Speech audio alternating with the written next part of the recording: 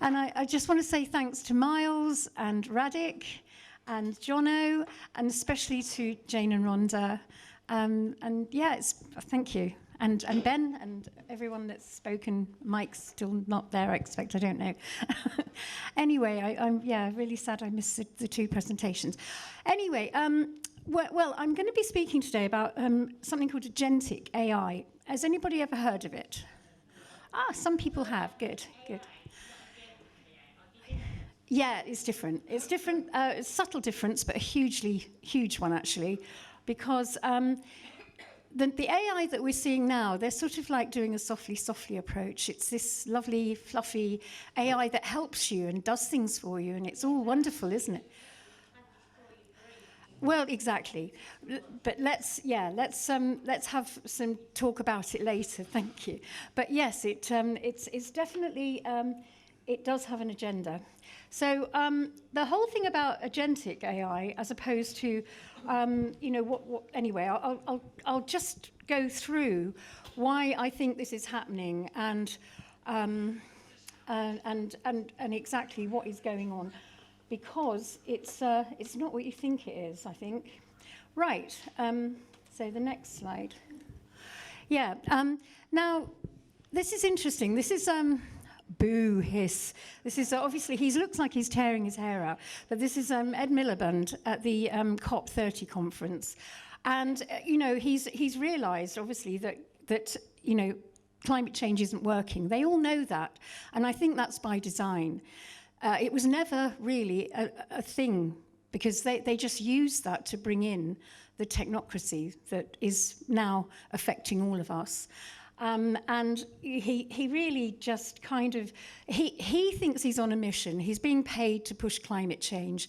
But actually, all the big boys, Tony Blair has already said that climate change won't work. Fossil fuels will never be phased out. So why have we been put through all this? And it's really interesting. So this is the COP conference, and this is what they went through. I mean, it was a couple of weeks ago, and they got, at the end of it, they had no binding fossil fuel phase out, no concrete emissions plan, no real financial clarity, and fewer international delegates than expected. And this is kind of signalling a failure of the whole of the UN's project on climate bureaucracy. And well, yes, I mean, it's in a way, it's good to think it's a win, but in a way, climate change was just the vector to bring in all of this. And we have to remember that. We can't get too excited about the fact that, yes, climate change has failed, but it still cost everybody a fortune, and it's still happening, and they're not going to let go of it, because some of them really believe in it because they're so indoctrinated. And I think possibly Miliband might be one of them, apart from the fact he's getting paid loads of money. He's just a puppet. So, and we see here that the architects of AI-driven technocracy, we've got these. Oops, I'll just move that one on. We've got a lot of players here. Really vying for position in this whole technocratic movement. And so you've got the technocratic globalists, the UN, the WEF, Klaus Schwab, Bill Gates. Then you've got the AI barons like Sam Altman, Larry Page, Elon Musk, I would say Peter Thiel as well. And then you've got the the military-industrial complex, which is DARPA, the NSA, GCHQ, and NATO. And then you've got these ideological think tanks like the Fabian Society and the Trilateral Commission, the RAND Corporation, and I would also say the Club of Rome. So they're all there, sort of doing their thing. This week, I've been looking quite closely at Tony Blair's institute, the Tony Blair Institute, because this year, in April of this year, he wrote The Climate Paradox, Why We Need to Reset Action on Climate Change, because he's more or less saying, look, it's not going to work. And they knew that all along, because they are Fabians, they're gradualists, they do things very, very slowly. And they get what they want over a long period of time. And he said, net zero policies, once seen as a pathway to economic transformation, are are increasingly viewed as unaffordable, ineffective, or politically toxic. The old climate playbook isn't working. We need a political strategy that wins, accelerating and scaling technologies that capture carbon, including AI. We must use artificial intelligence technology.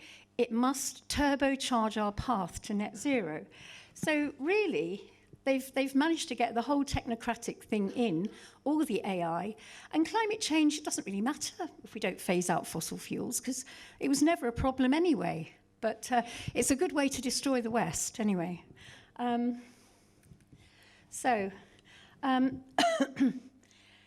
This is, now something happened in 2025 around March, and it's called the New Global Government Technology Center, and it opened in Berlin to accelerate government digital transformation. Now, it's a kind of a collaboration. I'll put the next slide up. It's a collaboration between Ukraine and Germany, and they launched, and it's a launch of the Global GovTech Board, and it happened in April. And you've got a number of players here who, and you know, I thought I'd put the notes up. But anyway, it's Ukraine and Germany have come together. Now, Ukraine, as we know, is an absolute, one of the reasons for what's going on in Ukraine is that it's going to be the WEF's AI center. It's a whole kind of, where everything will really be, will be organized from is Ukraine. And as you can see, I'll just do this. This is Keir Starmer in Ukraine this year, looking at all this technology, and he's in with all of it. And this is, and this is the Mastering the Agentic AI Chatbox Summit in 2025 in Berlin.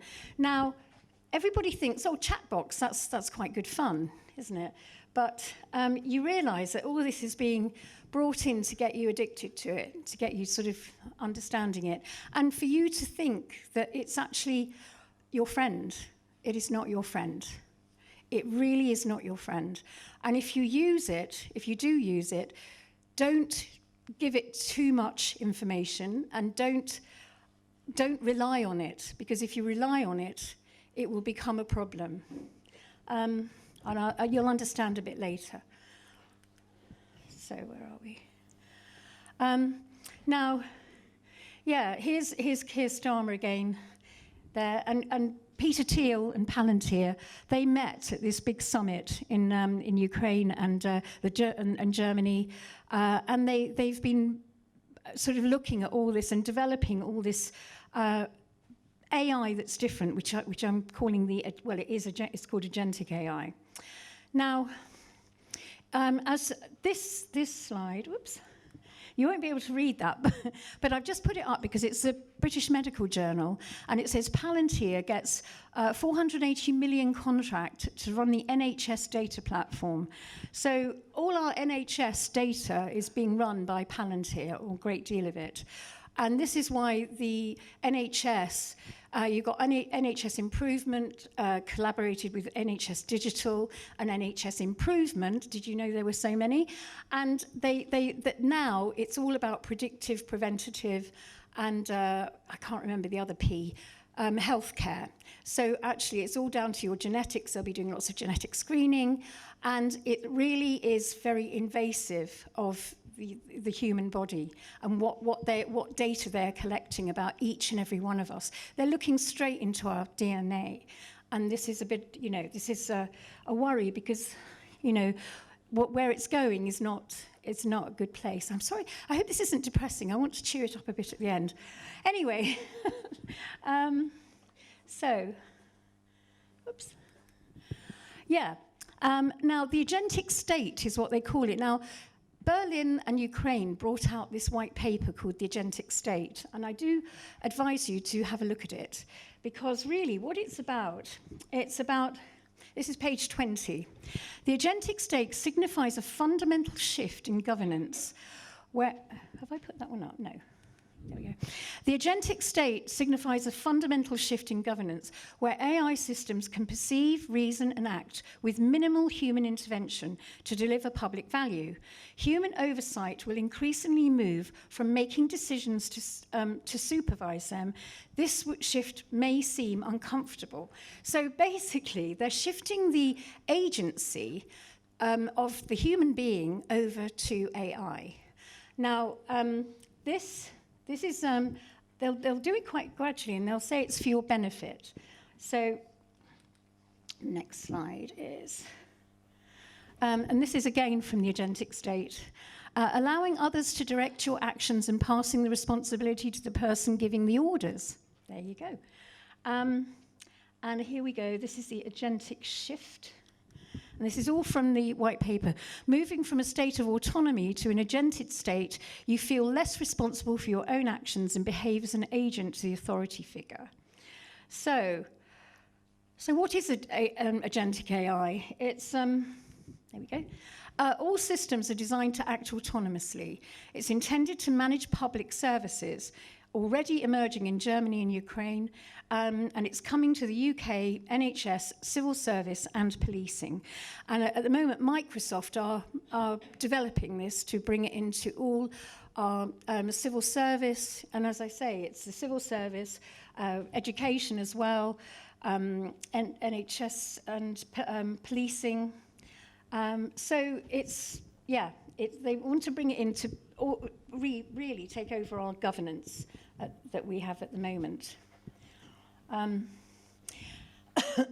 So let's move that one on. So AI shifts from serving humans to directing decisions. Now, this is a really important thing.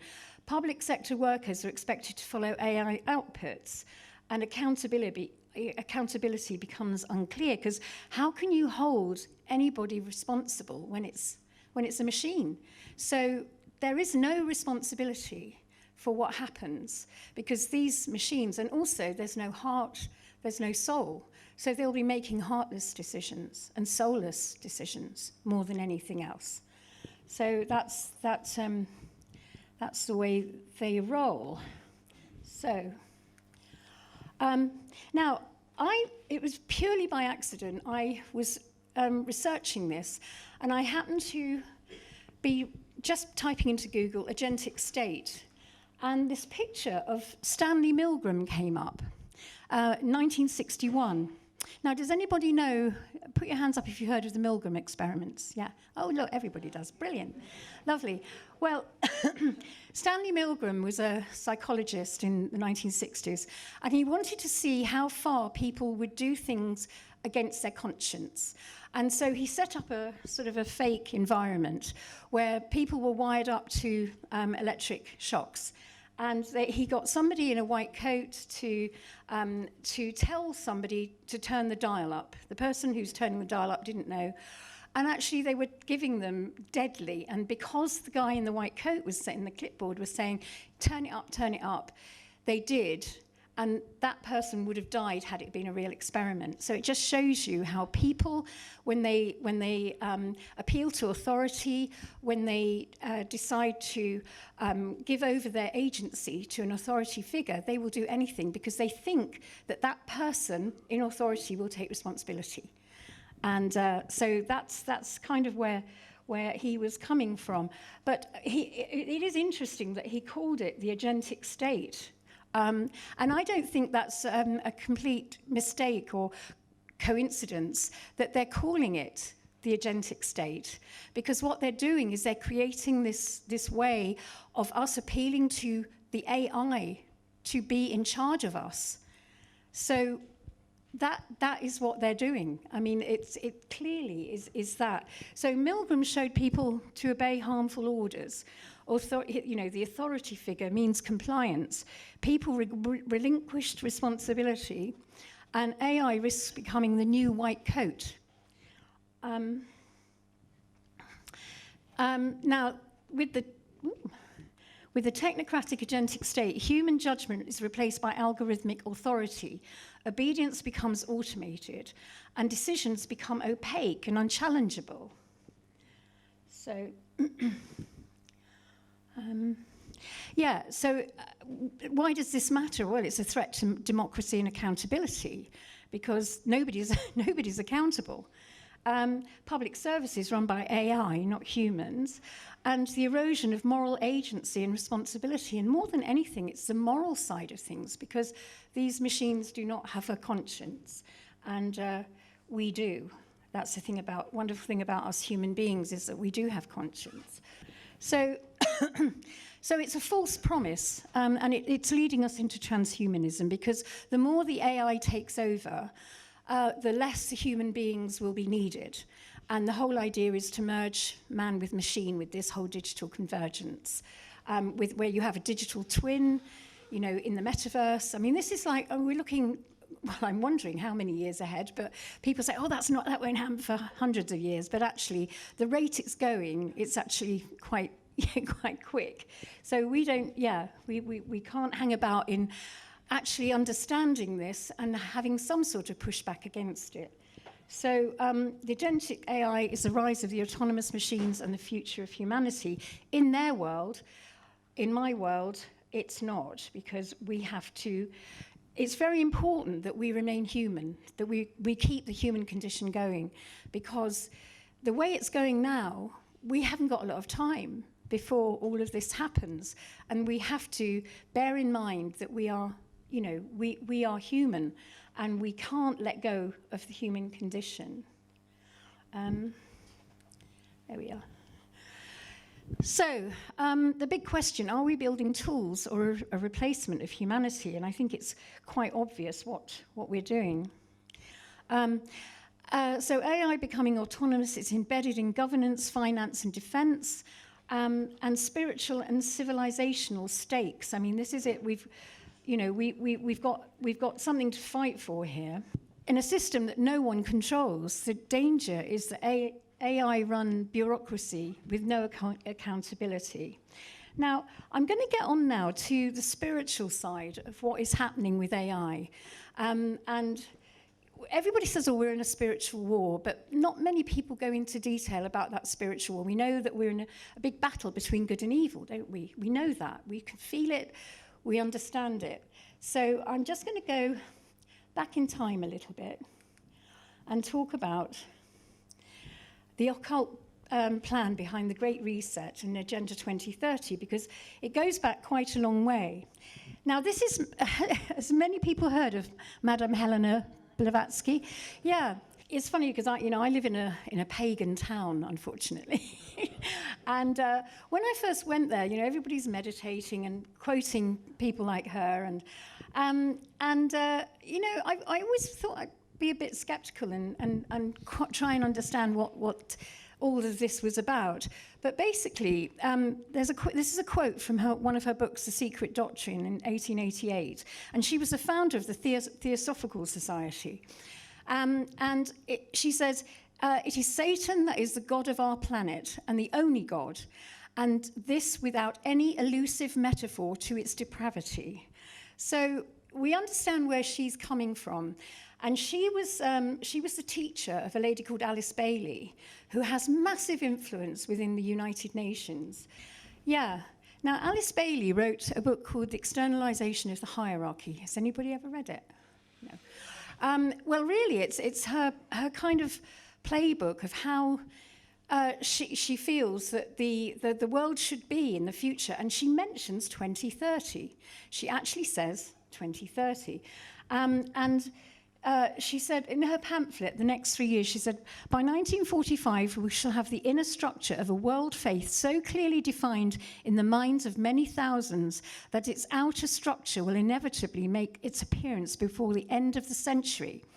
The inner structure of the old world federation of nations will be equally well organized by 1965, and its outer form taking rapid shape by 2025. Now, she was born in 1880. She was born literally at the time when I think Madame Blavatsky was I think she was around then. But she certainly followed Madame Blavatsky's teachings. Now, Alice Bailey was a very disturbed woman. She was born in Manchester in the UK in 1880. Her name was Alice Latrobe Bateman. She was born into an unhappy, though very wealthy family. She was very unstable, and as a child tried to commit suicide, I think 3 times. The first attempt at the age of just 5. She was orphaned in her teens, and she moved to the United States in 1907, where she spent the rest of her life. She studied occultism, Freemasonry, and founded an international esoteric movement to prepare for the coming one. She declares that she has no other intention. She became the high priestess of the New Age. Now, the New Age was always, it was always controlled, and it was there really to bring in this secular society that we have with no morals and a real moral breakdown in society, and that's what it was meant to do. Now she was a channeler, and she channeled something called the Great White Brotherhood, and one of her ascended masters, it was some nefarious ascended masters. Now, and one of them was called Dwal Kul.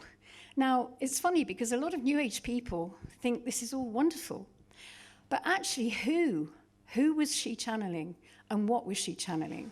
Because when you realize that she set up the Lucis Trust, which she called the Lucifer Trust, and got heavily involved with the UN, and she talks about the coming Christ consciousness, but it's always with a small c. She never talks about Jesus Christ, and she talks about Lucifer, the light bringer. So, I mean, this is really interesting because she was very, very heavily involved with the early League of Nations and the United Nations, because she had this vision of a one world, a new world order, and a one world government with one world everything, which is really what the UN adopted her model. And there it is. She wrote more than 24 books on esotericism, and all are housed in the UN library. She formed a publishing company originally incorporated as the Lucifer Publishing Company, was founded by Alice and Foster Bailey, her husband, in May 1922 in New Jersey, USA. The company's name was changed to the Lucis Trust for obvious reasons in 1924. She had offices in the USA, London, Whitehall, Geneva, and the UN. So she was heavily, heavily involved with politics. This is the sole publishing company for the United Nations to this day. So they still publish under the Lucis Trust. Now, she also set up this World Goodwill. Now, Alice and Foster Bailey, her husband, founded a group called World Goodwill. This was an official NGO within the United Nations. This organization gave birth to the new group of World Service, as directed by Alice Bailey in her book of the same name. This organization has been subsidized by the Lucis Trust and the Bill and Melinda Gates Foundation since 2004. And apparently Bill Gates is one of the group of world servers, so we know what he's about. Right, there we go. Now, yeah, I just thought I'd put this in. I mean, I'm not a Bible basher, but I'm beginning to wonder, because, I left Christianity a long time ago, and I'm beginning to sort of go full circle and come back to it, because in Revelation 13, it's, and that no man might buy or sell, save that he had the mark, or the name of the beast, or the number of his name. That's Revelation 13:17. And AI, as a speaking image, when you think about what AI is, it is a bit of a deceiver. The CBDC's, buy and sell control, and the global governance alignment. So literally, if you don't literally hook up to all this AI, you will not be able to, your bank account, they can look into your bank account, they can close it down. If you step out of line, like all of us rebels, you won't be able to buy and sell anything. So there's a clue here in Revelation 13. Here we go. Is AI the Antichrist? Well, I've been chucking this around my head for a long time. Who thinks it might be? Only a few people. Okay. Well, it's not a being, but the infrastructure of an antichrist system, it could be. The beast system is technocracy, commerce control monitoring, punishment of dissent. The real threat is human submission, dependency, fear, convenience, and automation. And we're all guilty of that. I mean, sometimes I think I'd love to just chuck my smartphone in a river somewhere, but because we're doing the work we're doing, it's almost impossible. But if I was a normal I'm a grandmother, and I'd retired, I think I would get rid of all the AI. I really would, because I feel that it is really taking us into a very dark place. But don't let me influence you. You make your own minds up. Now, I just want to go very briefly into the technocratic mysticism in Silicon Valley. Now, this picture here is a picture of Peter Thiel followers, and they wear upside down crucifixes on their heads. They're sort of a death cult, and they say they want to embrace the darkness and hail to Thiel.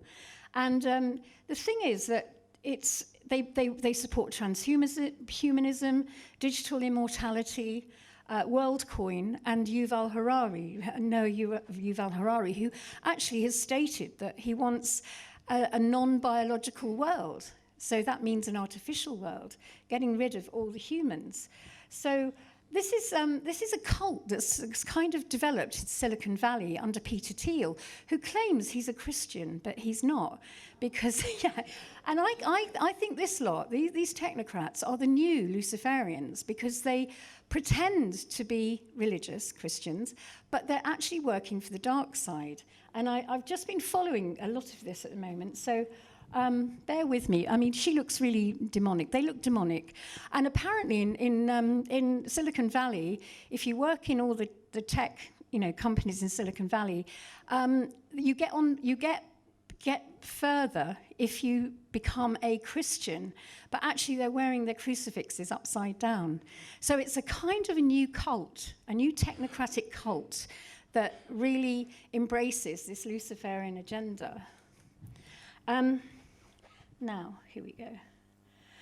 Now, has anybody heard of the Dark Enlightenment? No, I hadn't till a while ago.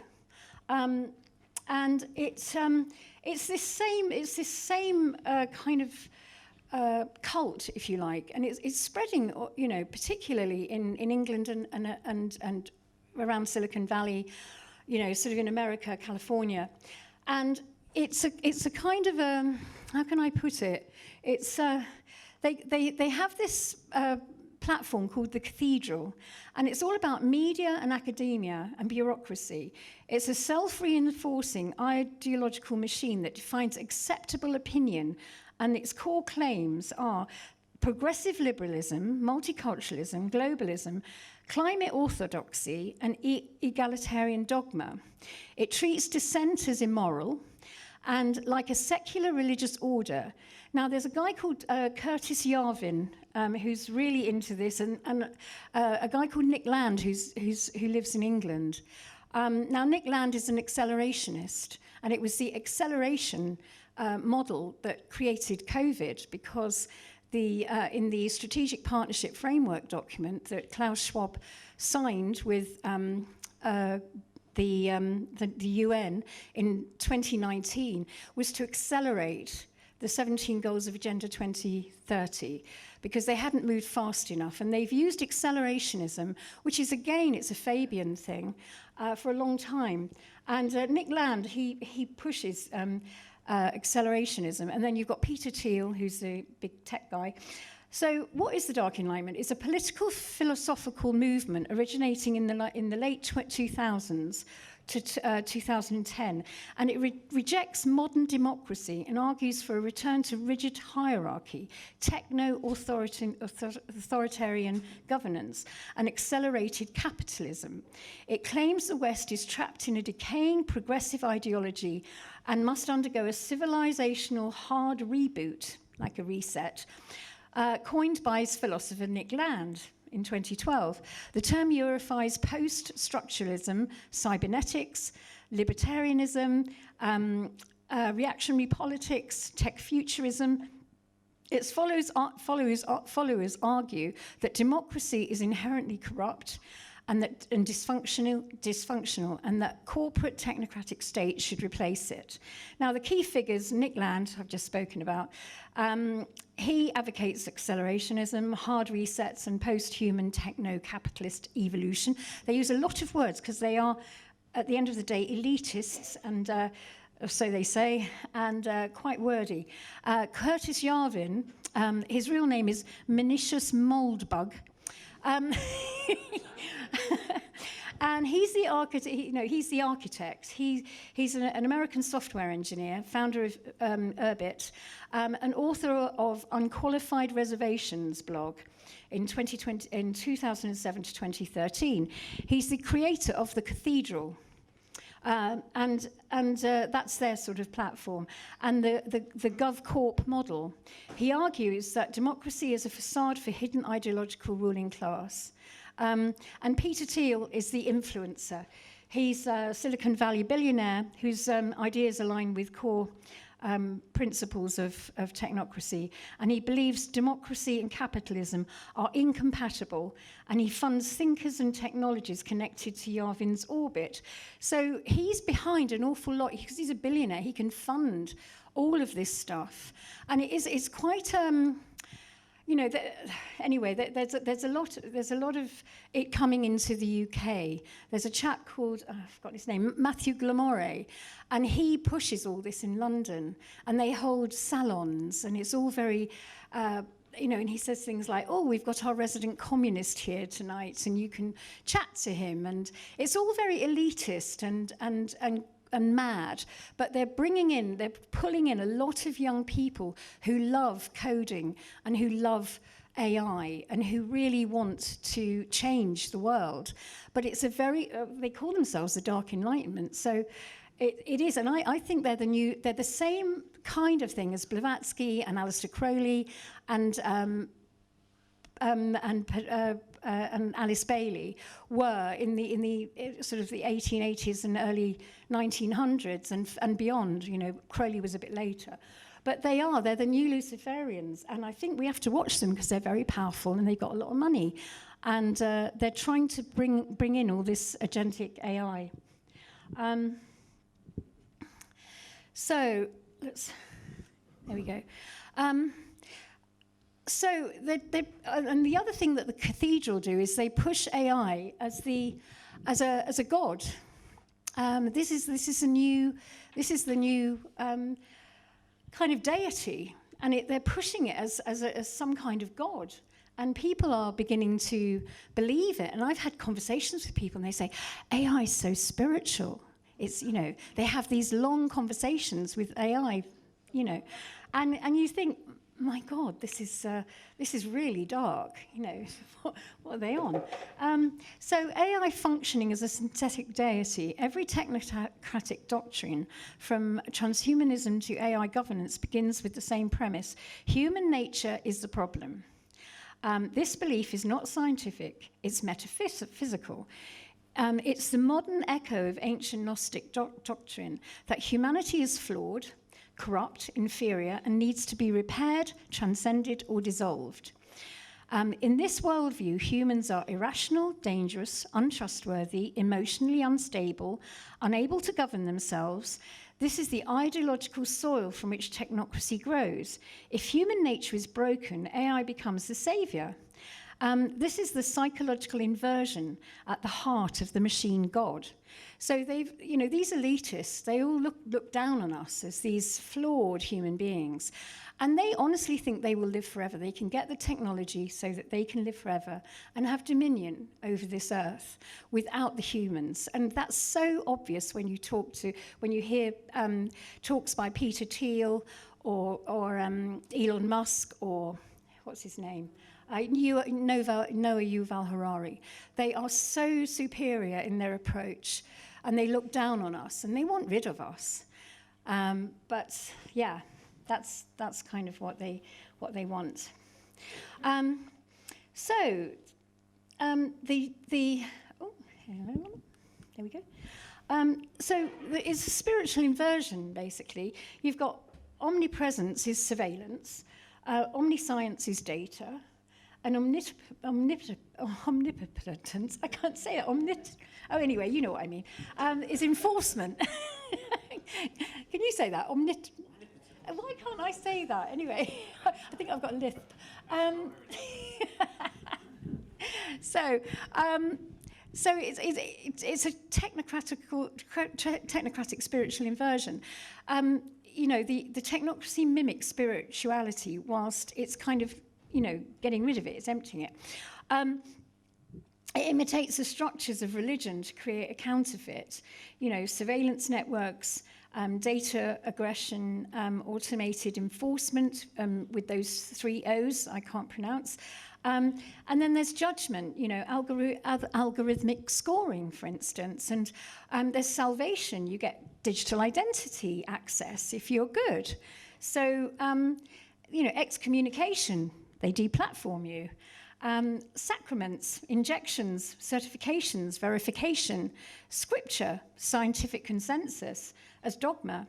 And you've got the priests of the technocratic age, experts, global planners. The machine god is a spiritual inversion, a hierarchy without transcendence, and commandments without compassion, judgment without redemption.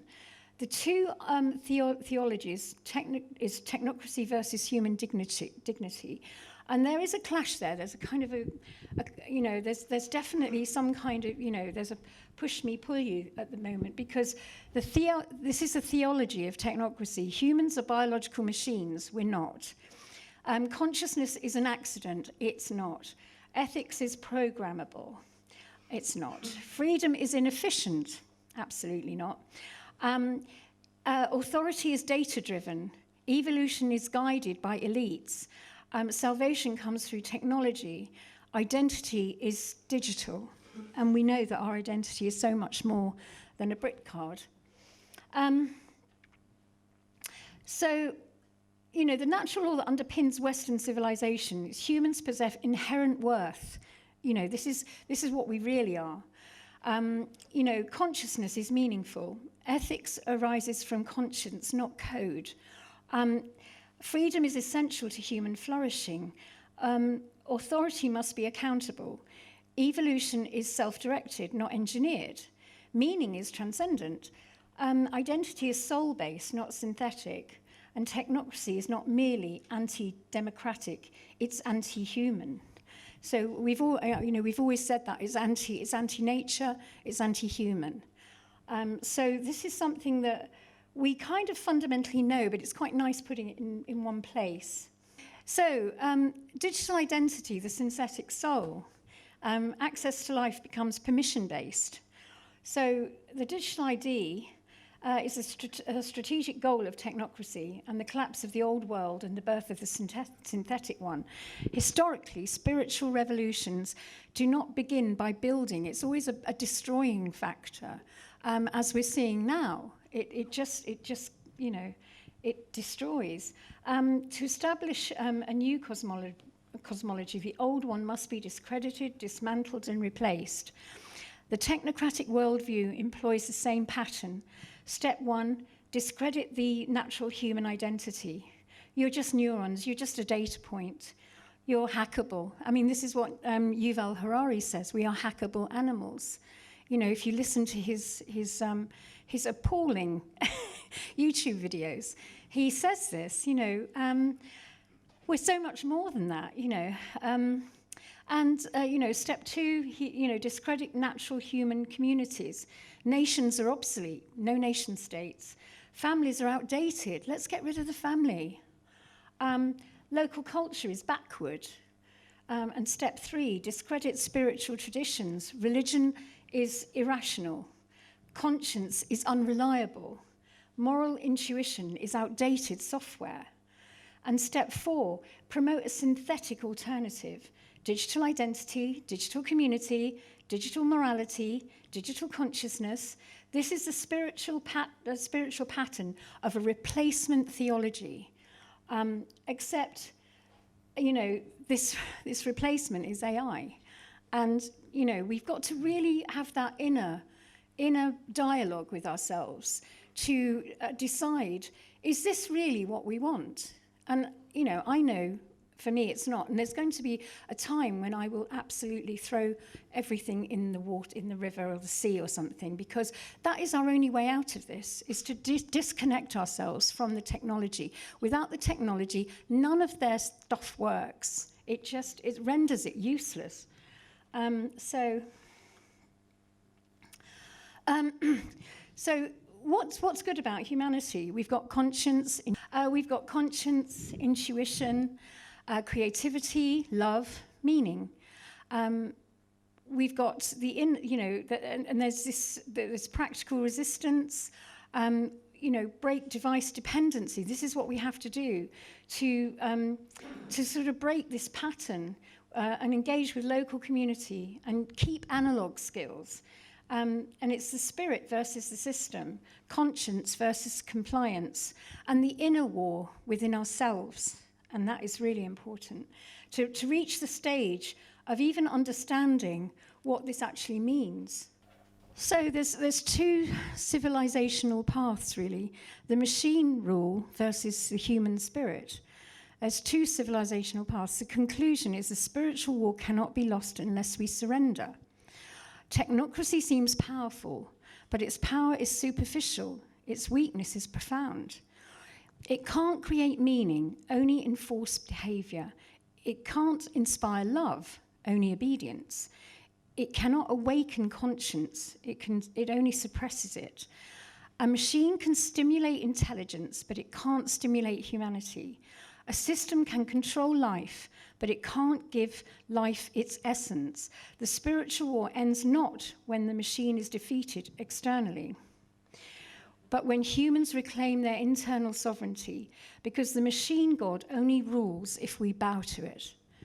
And the human spirit is far older, deeper, and more powerful than the digital empire rising around it. So we have to honor our humanity. We are so much more than those machines. And it may be alluring to engage with chats. At the moment, it's a chat box. You can ask it anything and it'll have a little chat with you. Lots of lonely people do it. They go into quite long conversations with it. It's a deceiver.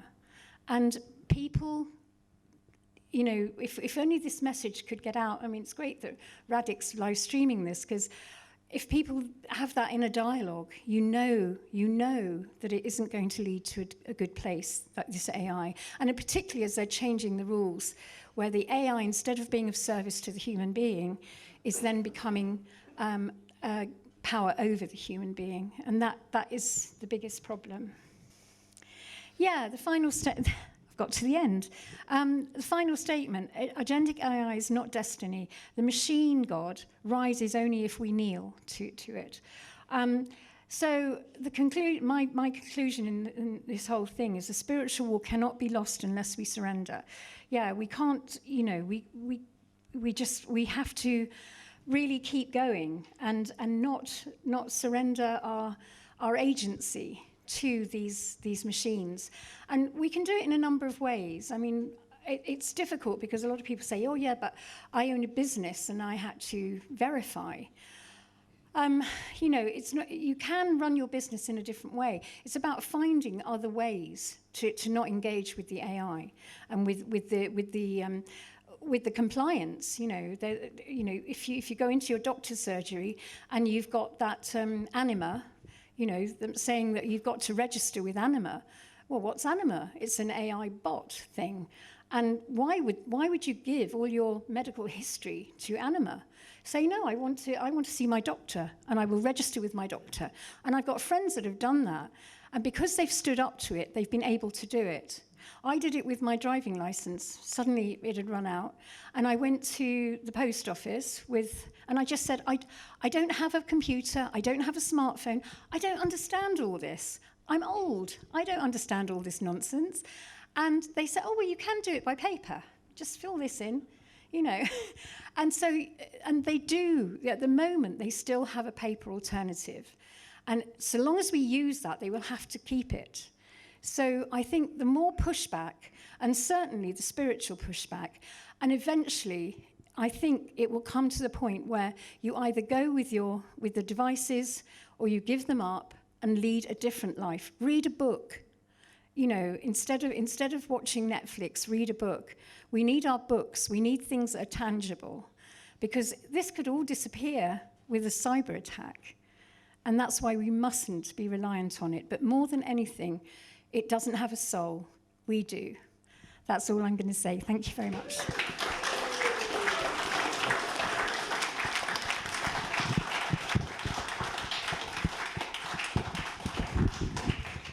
you. Well. Well, do we do any questions? Yes. Yeah. We did questions before. Anybody, any questions for Sandi? Can we hit it with a hammer before we throw it overboard? The tech. Destroy it. Agentic AI, I had an experience only yesterday. Yes, and I was at a conference on AI. Oh, were you? And it was a cutting-edge AI conference for 2 days. I wasn't intending going, but I felt this thing, I thought, I'm going to go. I cancelled clients to go to this conference at Heathrow Airport. And I've been in tech all my life. I started at 10 years old coding, so I've been coding 50 years. I run the Privatech business, as you know. And I'm very aware of AI. I had a friend, even back at university, back in the 80s, doing an AI PhD. So I was very aware of AI. And it's not really emotionally, I've seen the dangers, but it's not emotionally affected me. But yesterday I saw a live demo of the latest Google AI, and it turned my stomach. I had anxiety all over my body. Some people in the audience burst into tears, and I think the penny started to drop that this is now ready to be rolled out, and the agentic AI state is basically ready, and it's been ready. The latest advances have come in the last few months, and for me to get that reaction to tech, I've never had it in my life before. But I felt that my stomach cringe. It was like the fear at the start of the pandemic when I felt I was being, hunted down, chased by the tiger. I got that feeling. It was a AI in the metaverse. The metaverse, the metaverse is the 3D world which Facebook are creating. Meta is the parent owner of Facebook and WhatsApp, Instagram, and they've created this virtual world. And it's so real, they do a real-time video footage of the environment of a city and the simulated one, and it's so difficult to see the difference. And they wind back 3 months ago, and you could see the progress just in 3 months. And then they demonstrated exactly what Sandi's been talking about, how it will literally, the system will run your lives for you. There'll be no humans involved in dealing with the state, whether it be the doctors, whether it be the council, etc. And it literally came on and said, it gave guidance to the gentleman what he was supposed to do. And he said, well, how do I do this? It's like, you do this, do this, do this. If you want, I can look at your screen and take over. And so the AI took over his screen and started going click, click, clear, open website, started running away with it. And it produced a lot of data, and for some people it was wonderful, but for the ones with a bit of a soul in the audience, it was quite shocking. So yeah, that was an interesting experience, for me to get that feeling in my stomach.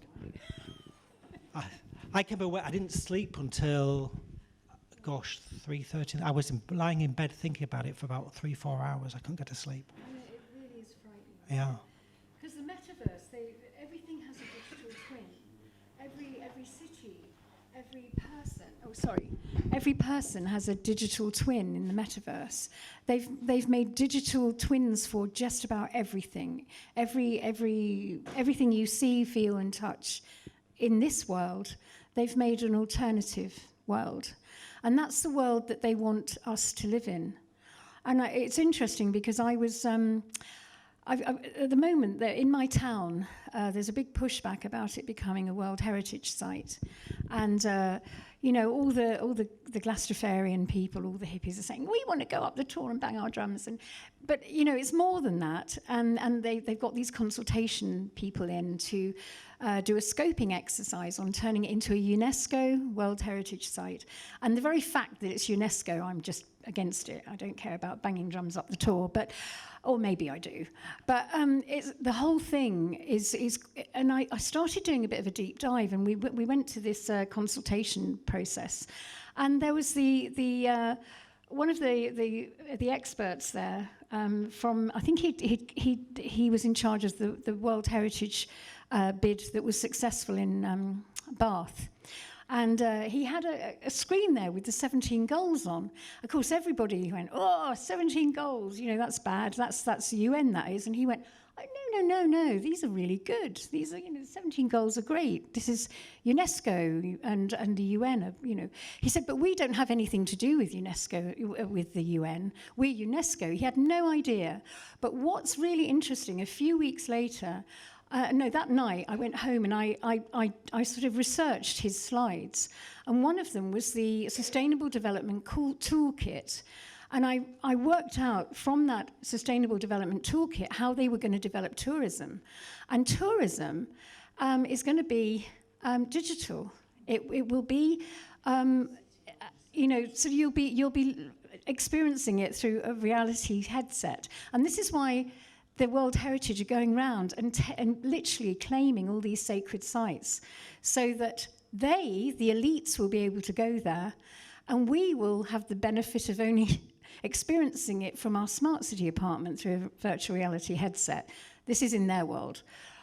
But and what was interesting is about a week later, I got a letter via UK Column from a man who lived in Italy, and he said they don't have smart cities in Italy. They have arts cities, and these are highly cultural cities.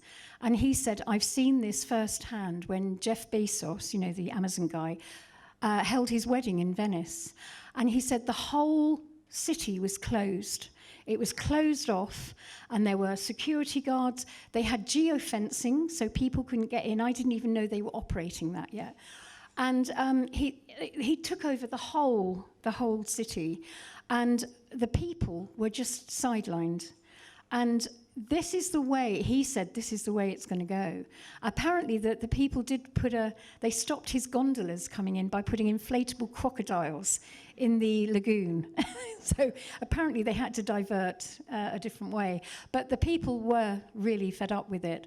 But this guy said, I did do a presentation about all of this on the UK Column, and he said, I understand exactly where tourism is going, because they are actually calling it a virtual reality experience in the future. So, and all of that will be somewhere at some point in the metaverse, won't it? Because they'll design a Venice or a whatever. It was designed in the last few months. I saw it yesterday. And how they're going to implement it. It's not even using 3D headsets. They're rendering it now on very powerful computers in the cloud, and they're streaming it, and they've got the bandwidth requirements down that they can stream so much data, high quality, onto a standard mobile phone that most people will it looks so real. On that point, sir, anyone can try this. If anyone's got an X account, you can actually do it free. Go and take a photograph of yourself and use Grok, and it will actually talk back. You'll end up talking to yourself. You type in a sentence, it takes literally 30 seconds to do, and you'll actually start talking to yourself. So what I was also demonstrated yesterday was something similar. So just if you didn't hear that, Grok is another AI tool. There is a tool now which, if you give it, it gives you a few paragraphs to read. It takes a few photographs of you, and it will produce real-time videos of you for podcasters, people like this. You can start producing podcasts of two people talking like this. We could just sit and do a demo, a few photographs, a 5-minute speech between us, hand it over to AI, give it a script, and it can come back and produce a 1 to 2 hour video on honest, the realism. It's called ultra realism. They have the mannerisms, they have it learns the stutters, the quirks about what make us unique, and people find it virtually impossible to tell it with the difference between. And where's this going to be in a year's time? It's going to be perfect in a year's time. And I think also one can make us good data for when you die.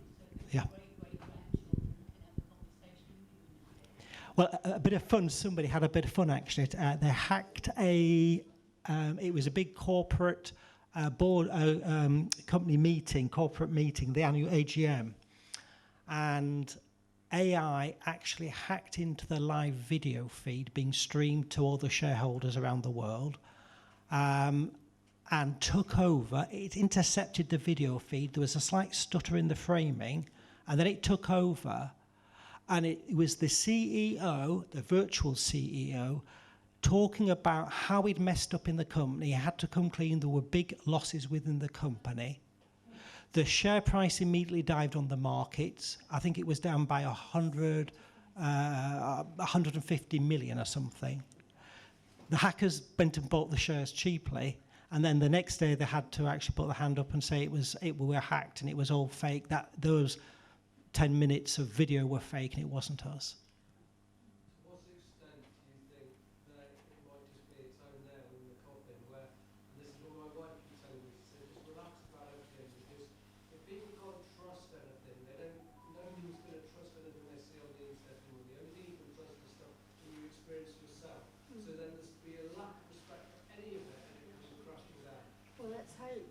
Yeah. I mean, this is it. When the genie's out the bottle, you know, will it? I mean, it's a bit like we were sort of saying, yay, climate change has gone. Maybe AI will be seen for the big deceiver that it is, because it can lie. It can completely lie. Yeah.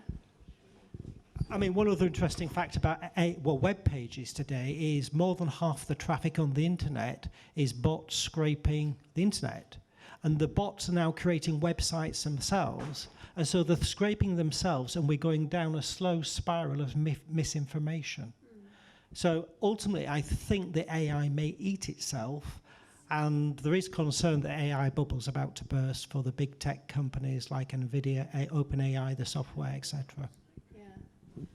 No, that's such a really good first-hand, sort of account of what you've experienced in the last few days. I wanted to see where it got to and see what the latest is, and I dread to see where it is in a year's time. And what were your? I'm going to interview you now. What were your colleagues? Were you there with any colleagues? Because no.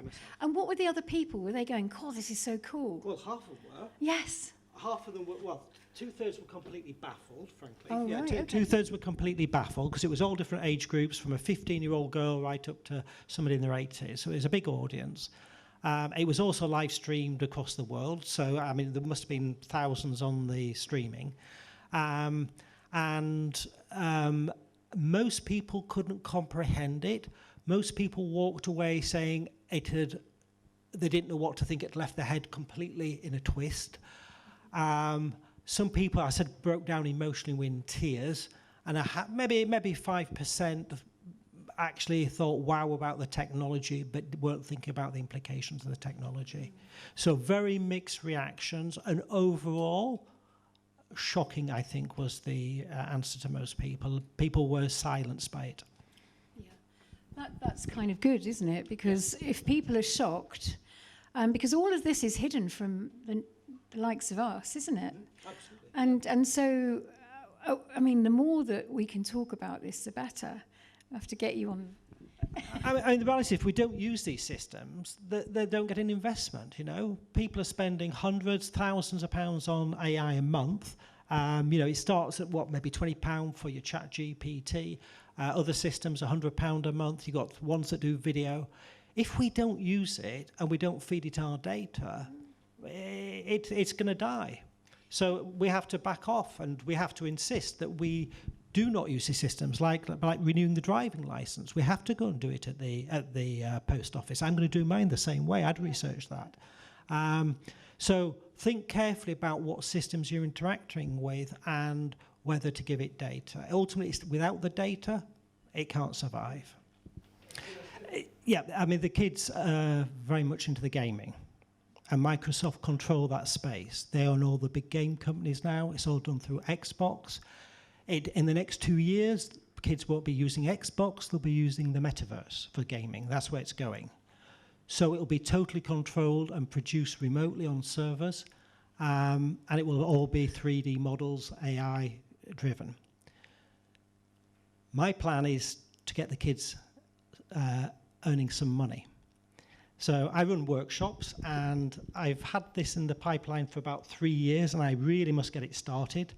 I've got a gentleman who can actually probably run it for me now, or start running it for me.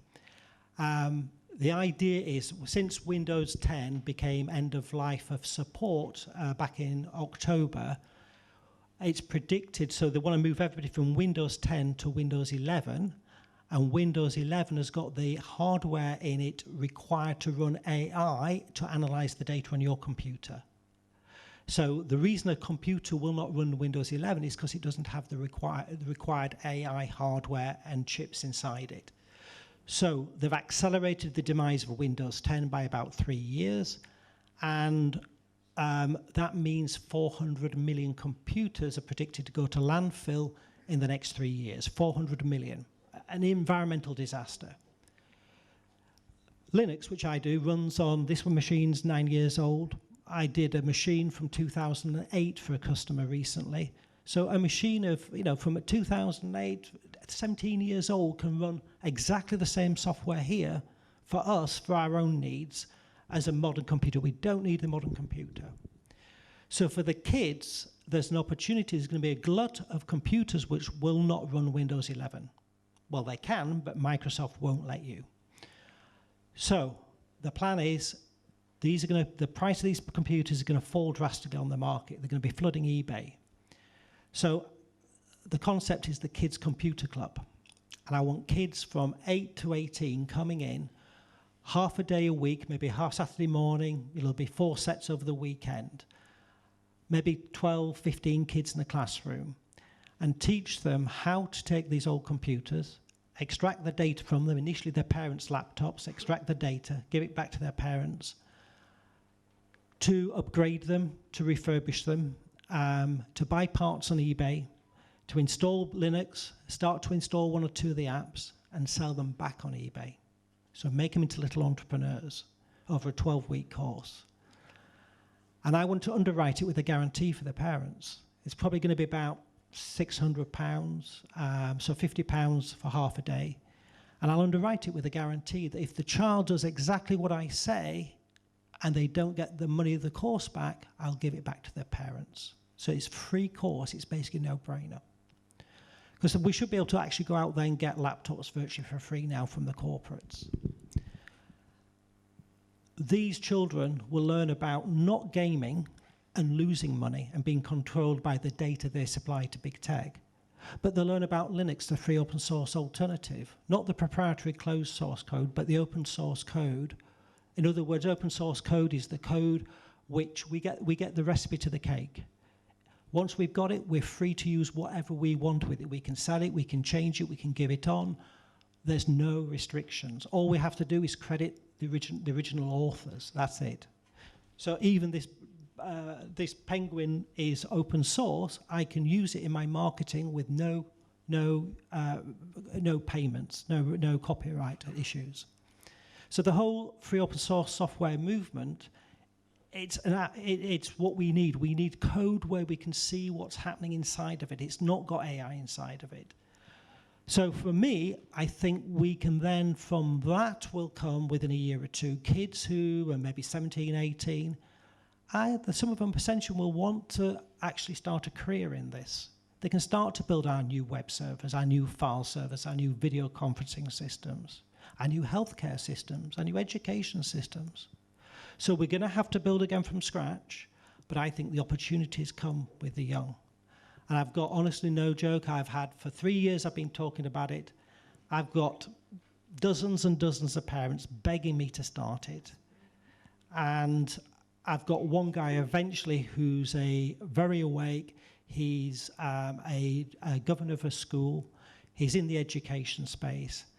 And I'm currently writing the course, and hopefully me and him are going to start it in a couple of locations in the UK to expand it across the country to see thousands and thousands of kids to start to produce the systems we need. So I think the solution's going to come from our kids in the tech sphere. Thank you, Jono. Absolutely brilliant.